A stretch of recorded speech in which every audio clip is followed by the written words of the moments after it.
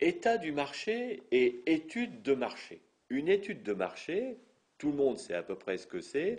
On analyse l'état du marché, on regarde quelles sont les caractéristiques de la consommation, les quantités, qui consomme quoi, qui sont les acheteurs, qui sont les concurrents, comment le marché évolue et qui sont les concurrents et eux-mêmes comment risquent-ils d'évoluer. Le but étant de prendre un certain nombre de décisions et notamment pour vous qui allez créer votre affaire, de savoir si vous allez la créer, à quel endroit, comment, quelle surface, quelle prévision de chiffre d'affaires et comment vous allez la financer.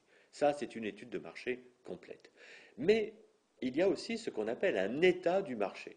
Alors, c'est une distinction qui a été apportée notamment parce que la loi Doubin demande que le franchiseur remette à son franchisé un état du marché national et un état du marché local.